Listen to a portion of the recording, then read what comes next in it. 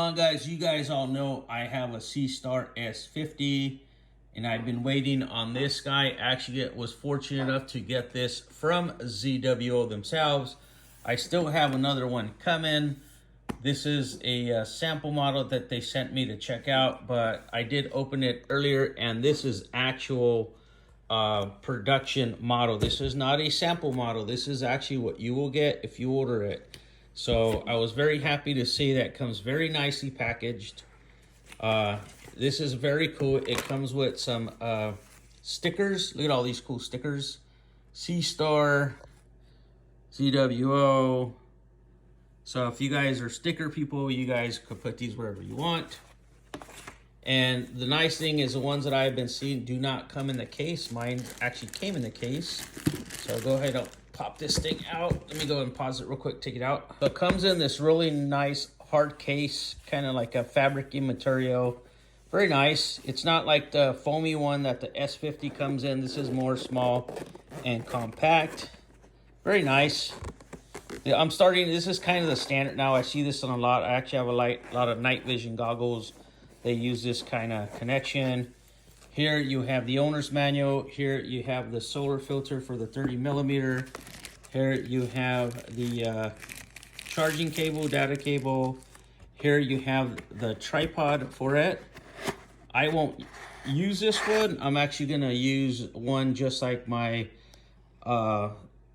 S50, which is a Star Adventure tripod. I already have one. I'm going to take a telescope that I have on there that I'm not really using, so I already have that. I'll get back to this. And then here is what we all been waiting for.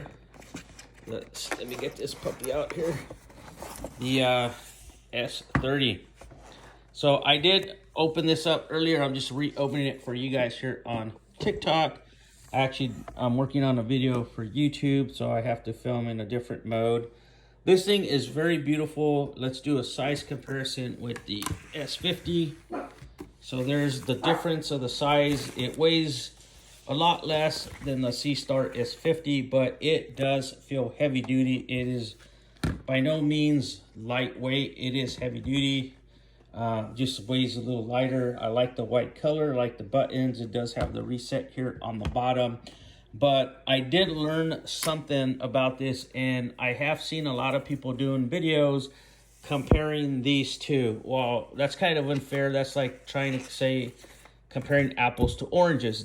Yes, they both are smart telescopes. Yes, they both are from ZWO, but there's a reason that's called an S30 and that's an S50. They're different. This has a 50mm lens with IMX Sony 462 sensor. This actually has a better sensor. It's a 30mm with the IMX 662. Both of these are great deals. If I had to make the decision now, knowing that was there, I would still buy them both. And let me tell you why. This one has a lot more focal length and will be a lot better for zooming in on a lot of galaxies like the Whirlpool. So if you want to have that range, the mosaic mode on this thing is freaking fabulous. I love the mosaic mode. This thing has its own little benefits. One of it is wider field of view.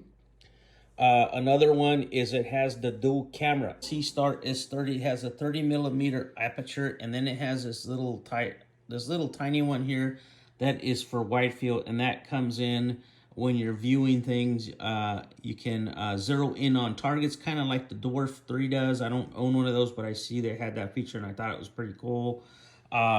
But let me show you something I did notice. I got a couple things that you need to be aware of if you're going to get the C30. And I see a lot of people doing this mistake. So people have been saying that they've been talking about this tripod, and the difference with the tripod on this one's where you have to level it and make sure it's 0. And this one they don't. But yet when they do the framing, they say they get some misframes. Or they get like trails in the side. I think that's happening because if you look at that, that is not level. That is not a level tripod. So look, we have a 0%. I don't think this table is completely flat. But if we measure this, we could see the incline. Then if I go here, we could almost see like 90, right? Look at this. this thing is off about like 1%. So one thing that I did was I used the app to level it, and I'm actually going to use one of these, like the SeeStar S30. I'm going to mount one of these on there, whatever tripod I put it on there, to make sure that when you use this, that you level it. Another thing that I did notice on that, so when you use it in scenery mode and you have that little zoom camera, I could not get that feature to work on my Android tablet. There might be an update coming, ZWO.